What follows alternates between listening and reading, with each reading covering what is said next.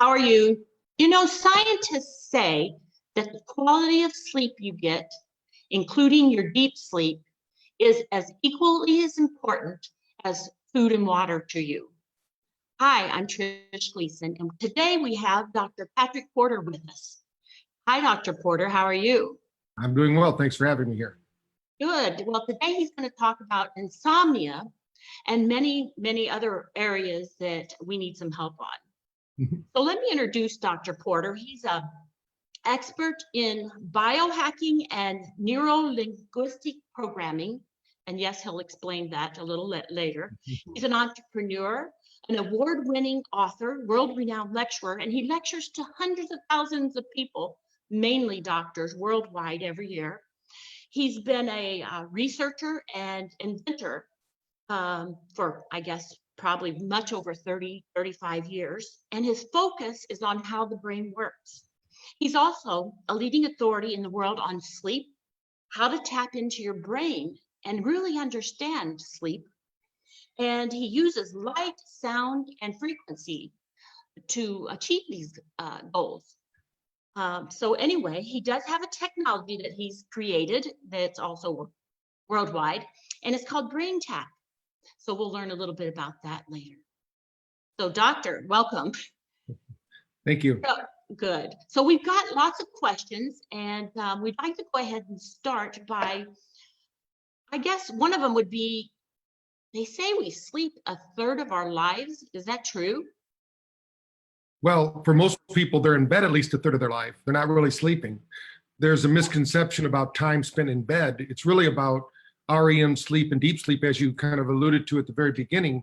That's what's most important, not how much time you spend in bed. But yeah, most people would like to spend 8 hours of deep sleep or at least have being in bed and going through the cycles of sleep at that point.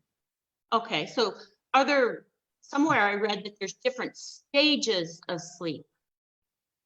Yeah, we have light sleep, which a lot of people never reach any deeper than that. REM is where you have the rapid eye movement, and it's also where you start to remember dreams. Everyone dreams, it's just some people don't recall them. One thing that might be shocking for most of your listeners out there is that the average dream lasts 7 seconds. So when you think about that, because when you're in the dream state, you're in a timeless place in the mind. You know, when Einstein said, when you're around a beautiful woman for an hour, it seems like a minute. And when you're sitting on a stove for a minute, it seems like an hour. It's because it really is relevant in what we're doing. So there's also deep sleep, and I'm sure we're going to get into it, but deep sleep is the most important for brain health and for really recharging your body and getting your brain to work efficiently during the next day. If you don't reach that deep sleep and the REM sleep, those are the two that are most important, but most of your devices will measure up to 4 different levels of sleep. Oh, so what happens when we sleep deep? Is that when our brain like solves problems we had throughout the day, or is it that technical? Well, there is more technical than that, but that's probably what it does, but nobody really knows, because when you're in deep sleep, which they call delta sleep, there's no awareness. So it's like if you've ever fallen asleep on the couch and family members have tried to wake you up and they said, oh, you were dead to the world, you were probably in that deep delta state. But the key to that, in 2016, in the May issue of American Scientific, they actually came out with a report that showed that the most important state of sleep is deep sleep, because that's when the brain actually cleans itself. And if we don't clean our brain, there's something called thoughts, traumas, and toxins, right? So if those are the things that cause all the problems in our physical world. So if we don't clear out the toxins in our brain, which is just the daily grind of what we do day in, day out, our brain is going to throw off a lot of different toxins just in cellular regeneration, neurogenesis, and all the things the brain does. But just like the brain has a blood-brain barrier, it also has a lymphatic barrier, which means the lymphatic system, which is that part of our body that's kind of like the garbage man of the system. So, or garbage woman, however you want to look at that. And it cleans the body. That part of the brain actually stays closed until you reach level 4 sleep. Now, some of your listeners might have actually woke up during one of these sleep cycles, because you'll experience it as sleep paralysis. So if you've ever woke up and had sleep paralysis, you probably woke up consciously in one of those deep cleaning cycles, but you're locked out of your nervous system. So that means you can't move. And that should happen anywhere between 6 to 8 times every night, but it only happens in micro bursts so that the brain can detox. Okay, wow. You know, I read somewhere that back in the 50s, scientists thought that our brains did this when we went to sleep. They said we drifted, shut down, and we were passive, that our brain didn't do anything during our sleep. Back as early as the 50s, which wasn't that long ago. Right, So it's right, amazing what you've uncovered, and you're part of our discovery for right. our brains here in the world. That's right. The key is the brain never shuts down. It's a 100 billion neural bit processor that's always thinking, doing, and responding. We have 75 trillion cells that make up our body. And our brain, which is the central operating system, if you will, kind of like your, if you're using DOS or IBM or Windows or Mac OS, that's what runs our operating system. So it's our microprocessor. So think of brain speed like microprocessor speed. We all want to have faster RAM, faster processing speed.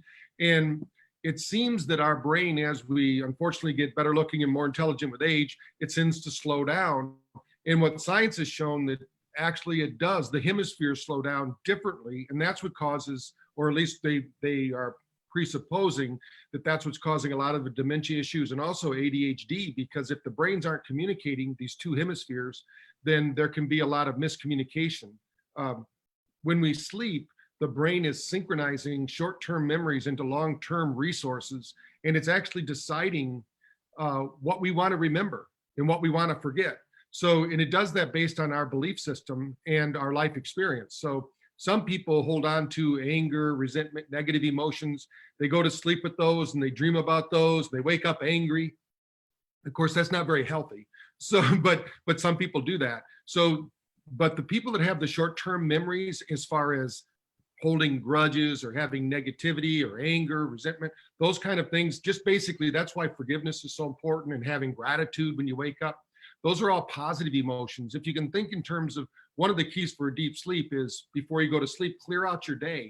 You know, honor those positive memories you have. Really take a moment to relive them, cherish them. Just like somebody who's in a sporting event that had a victory, you want to hold on to that for a little bit. You don't want to dwell on it too much, but you just want to basically recall it, relive it, let that be there. And anything that happened negatively, then you want to learn to forgive, forget, and move on. Hopefully learn from those experiences, and you'll find your sleep will be much deeper.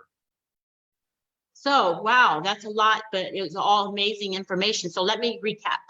So if you don't sleep enough or deep enough, your two hemispheres don't connect and regroup, and that possibly could cause lots of problems, right?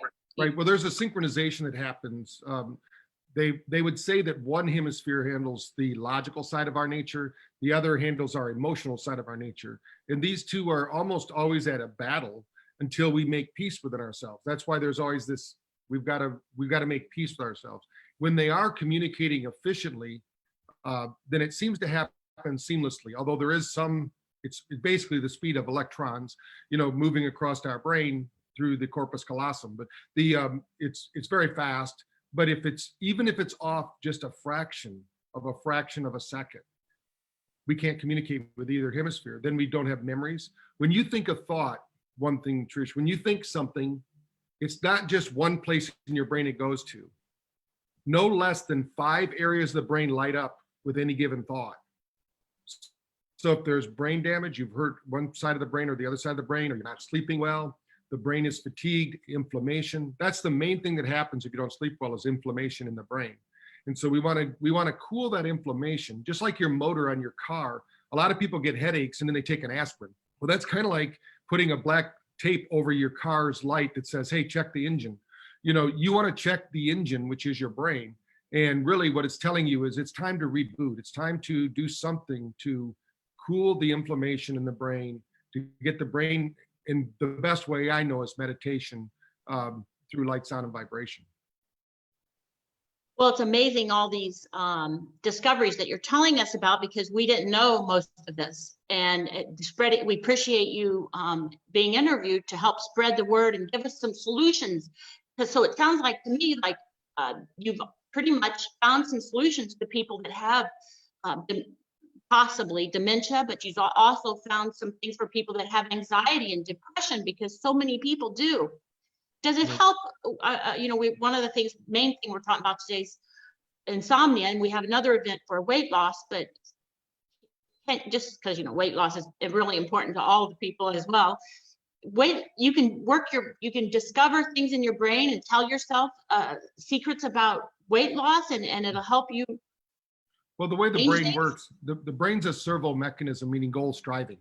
So you're always giving it a goal. You either give it a goal or it goes to default mode. So a default mode is just letting your habits and patterns kind of rule you. There's a thing out there, it's called long-term thinking. And a lot of people don't have this. Immediate gratification is really one of the problems we have in our world today. People want it, they want it now. Used to be, if you could go back into the old TV episodes of like I Love Lucy, for instance, and you watch them eating lunch, they will always have a half a sandwich and a small tumbler of soda. Now, if we were served that in a restaurant in America, we would be screaming and yelling, saying, hey, where's the beef? Where's my big thing of soda? Where's, everybody, because everything's gotten bigger and fatter, and they've actually, the manufacturing of addiction is gone off the charts. The same people that make our cigarettes, unfortunately, Reynolds, who did all the research into what makes cigarettes so addictive, and it's sugar, it's not nicotine, and all the other things that make a cigarette addictive, Kraft food bought. So I always tell people never eat foods made by elves, because they have magical ingredients in there called excitotoxins. Those will have your brain craving things even though you didn't know you wanted them.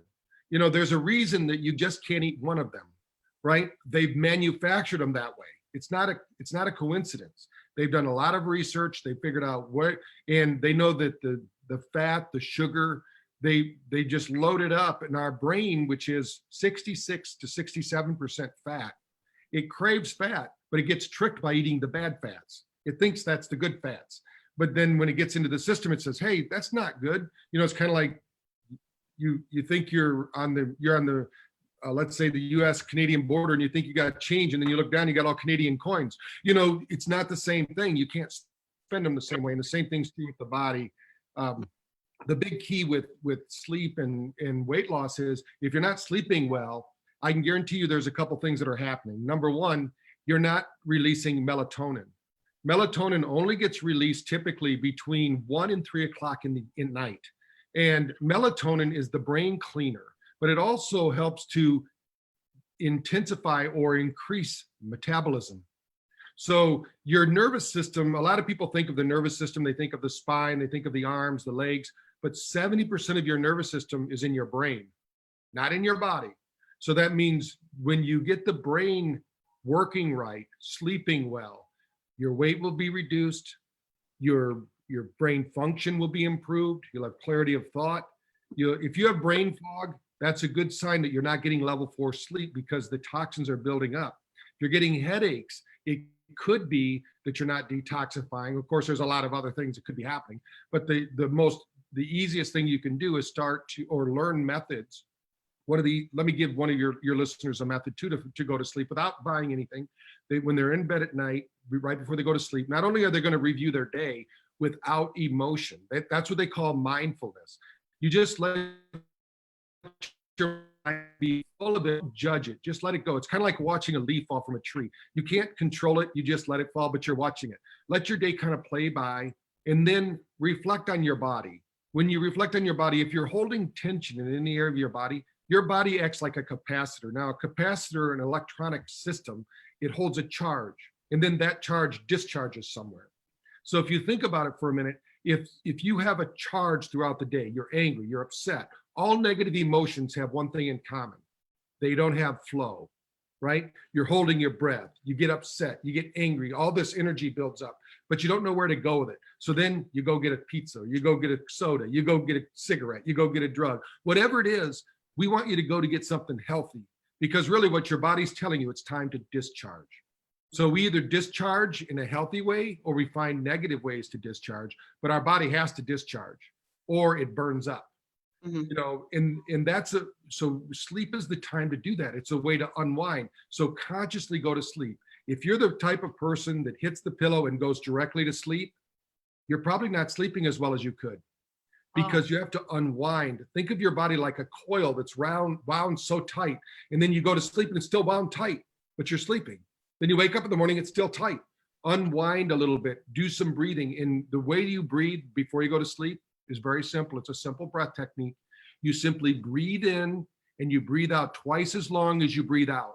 And if you practice that and then just reflect on your body, think of your body like a pond, and you're going to get rid of all the tension in the body. By the time you reach the top of your head, most people are sound asleep then, and they've done the right thing. They've discharged. And pretty soon what will happen is that will become a habit. Sleeping well will become a habit instead of sleeping poorly becomes a habit for some people. And of course, you want to do things like not drink a 6-pack or something like that before you go to bed and things like that. I mean, if you're going to drink alcohol, you should do that a couple hours before you go to sleep so your body can metabolize it, because your body won't sleep if you have alcohol in the system. It has to clear that out, because your body should only have 1 tablespoon of sugar in the bloodstream at any one time. So let's say you have a glass of wine, you just dumped another couple, probably 5 tablespoons of sugar in. So the body's got to metabolize that or you're in trouble. So it's going to stay awake. Even though your brain's asleep, your body's awake. So that's why sometimes you go to sleep after a night out and you feel like, hey, it feels like I just ran a mile.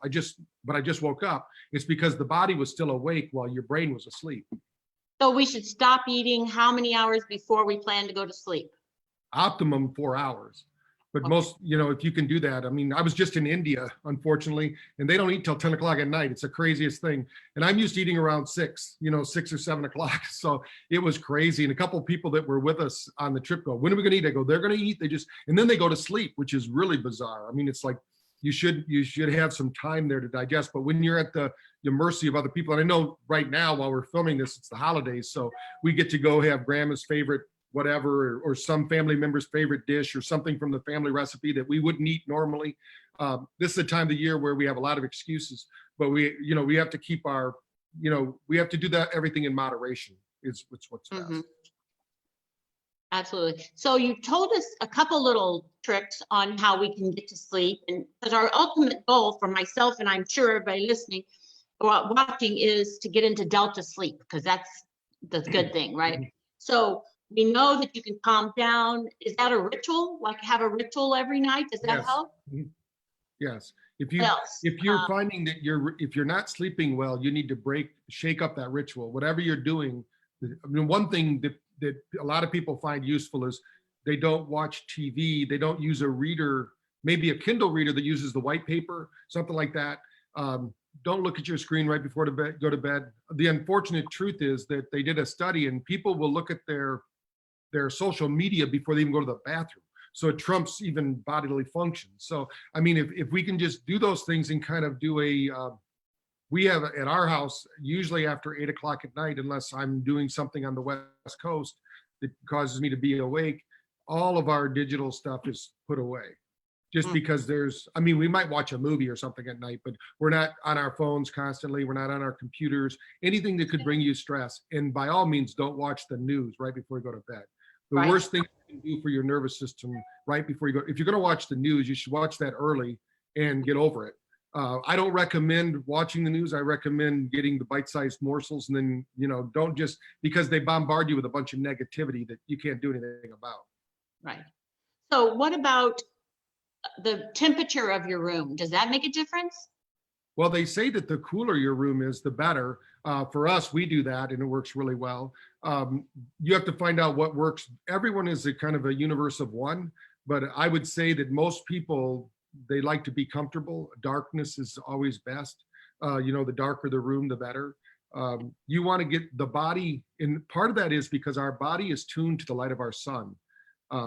There's a reason people love sunrises and sunsets. It's because it actually, what used to happen when we were hunters and gatherers is that time, there's 3 things that happen during the sunrise and sunset. Number 1, we get infrared radiation from the sun, which actually they now know heals the brain. But there's also red and blue light in the morning that actually they now know resets the gut-brain axis. So you can reset your gut biome. If you don't get, if there's lights on in your room and that light is stimulating you, especially fluorescent lights and things like that, your brain never produces the right neurochemicals because it's trying to tune into the light source. Our bodies don't know we have these artificial lights. It thinks all the light is from the sun, but the lux from the sun, let's say, is 100 times more bright than the room light. And so we're really all suffering from light deficiency. You know, we need the right light to really feed our bodies and to get our nervous system and our neuro system working as well as our glandular system. And is it true that the light, because I see that light's a very big part of our lives and sleeping, and it's a very important, but is the thick light that we have in our house confusing our body? Yes, a lot of them are, especially a lot of the LED lights, because they're actually flickering at a certain frequency. They're not just on. Oh. They actually have a frequency response. So if you look at full spectrum light, that's what you want to find. There are full spectrum light sources that they have. If you see something that's approved by John Ott, John Ott, OTT, he actually has the Ott light generator for those people thinking that they're suffering from light deprivation, which is like they're not in a sunny environment. You can actually put them next to your computer screen and you get fed good light. It's like a light panel that you can have. You know, what we really need is light in our home that changes with the light from the sun so that we get the right frequencies at the right time, because it's telling when somebody says they have jet lag, what they're really saying is the light from the sun is telling my body to do something that my body doesn't understand, because we just went through 2 or 3 time zones. So it didn't get the right dosing. Right. That'd be neat. That'd be neat if the airlines could have that controlled inside the cabin. Mm-hmm. Delta needs to talk to you. Yeah. Okay, so let's talk about sleeping and the longevity of life, our mortality. How does that work out? Do we get to live longer and sleep better? Yeah, well, there's a saying, burning the candle at both ends. If you don't sleep and recharge, and just to put it into perspective, when we deal with, if people go online and they just put #BrainTap, they're going to see a lot of professional boxers and MMA fighters and UFC fighters using BrainTap.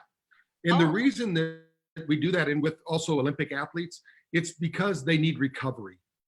Recovery is just as important as going out there and going after all your goals. Because if you don't recover, if your body doesn't mend itself, our body is designed to go hard and recover, go hard and recover. So many people go all the time, but they never really recover. And sleep is that time for recovery and rebuilding our body. And it's really meant for cycles of sleep, not any one cycle. So to give you an example, if you don't have the neurotransmitters you need, for instance, while we're speaking here, hopefully you're in beta, which is dopamine. There's no problem. Most people have an overdose of dopamine, and that's really what's responsible for most addictions. But when you get into alpha, your brain literally tells the gut to produce acetylcholine. That's why when you find a hobby you love, or people you love being around, or watching sunrises, sunsets, ocean waves, these are all tuned to alpha. And so the brain starts to create acetylcholine, which is one of those feel-good neurochemicals that you have when you're in love. But we produce it all the time. If we don't experience theta, which happens to be like a mountaintop experience because mountains resonate at 7.8 hertz frequency, but when we go through that cycle, our brain again instructs our gut, because 95 to 98% of all neurotransmitters are made in our gut, not in our brain, because we have a brain-gut axis. We have more neuron connections in our gut than we do in our brain and our head. So there's all this information here. Also, the listeners might not know this, but you have 40,000 neurocells in your heart. That's not a lot, but those neurocells actually instruct the brain. So they actually, that your heart communicates twice as much to the brain as the brain does to the heart. So that's why people, when they say, follow your heart, do what you love, and all these things. And so when you're going through these different stages of sleep, especially alpha and theta, which are the two that are really hurting if you don't sleep well, what happens is you don't have these neurotransmitters, which now means your body's got to go rob Peter to pay Paul. It's got to go in and dip into your reserves. So most people there's a saying, don't write checks your body can't cash, you know, and so a lot of people continue to borrow against the future, borrow against the future, borrow against the future, and they're not able to make good decisions. They're not able to act right, because if you don't have the right amount, these neurotransmitters are made daily. They're not made a month from now and then used a week from now. They're made today for today. So our body is designed like a river, where they say that if you step into a river 365 days, you're stepping into a new river every time, because the river's flowing. The same thing is true with your body. Your body is different today than it will be tomorrow. In fact, at a rate of about 50 million cells per second, your body is changing. Within 2 years, there's a totally new you. No one listening to this conversation is older than 2 years physically, but we have the mental capacity of whatever age we were born. So we carry those memories with us. Now, if we're eating healthy, we're sleeping well, we're exercising, we're doing all the things we know to be right, then we take the goods and we bring it with us. Now, if we're doing all the bad stuff, guess what? We bring all that with us too. We get to bring the baggage with us, whether it's good or bad. So we want to clear out the negative baggage, because we don't really need that. And we want to carry forward the positive information, and that will help us sleep better. So if our gut is so powerful, because the heart, the gut, the brain's all together, probiotics, that's the only way I know to help my gut get a little better. I mean, eat right. There's pre, pro, and there's all these different fermented foods. I mean, they're starting this connection. The biggest reason people miss work is irritable bowel syndrome. And it's not a digestive problem, it's a thinking problem. That's why everywhere else except for America, they send them to a relaxologist, somebody who's going to teach them how to relax their gut, because it's a brain problem and they need to learn to relax their gut. It's not about the food they ate last night. That could be a part of the problem, but the reality is that our gut is out because our gut is trying to do what our brain's talking about, you know, telling us to do. Mm-hmm. Wow, think that might be a good interview for another time, because I know that is important. So many people have problems with their stomach. Mm-hmm. So, question, in your many years, how many years is it exactly you've been working with the brain? I said 30, 35. Right. You look pretty young, so maybe I said too many. Yeah, I've been in business since 1987 myself, but I actually recorded my first cassette tape at 12 years old when cassettes first came out, so that'll kind of date me there. But my dad was a seminar leader in a group called the Silva Method. So I've been doing this really since I was a teenager. I know you wrote a book. Tell us about your book, just because I'd like to know, and I know everyone else would too. If you have a copy there, it'd be great. I don't have a copy with it that I can reach, because I'm actually at home today, not at the office. But I've written 9 books and co-authored 20 more. But the book that we're most proud of right now is called Thrive and Overdrive, and it's all about, we live in a lifestyle right now that everybody gets up, hits the ground running, busy, and they don't understand that we need to have that downtime. So Thrive and Overdrive shows you how you can thrive and you can move in overdrive, but you just got to take this time out for yourself. And it talks about the science of sleep in the book. And it also talks about, you know, how did we get here?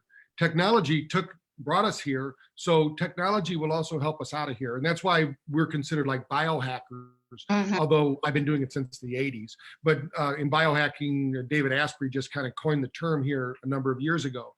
But the reality is that we're kind of shortcutting what nature does anyway, and we're using technology to do that. We talk about that in the book.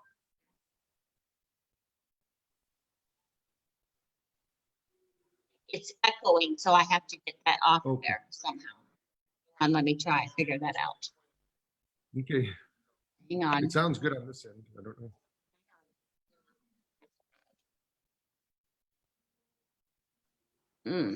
Sounds good though. It's gonna echo the whole time unless I can figure that out. Oh, terrible.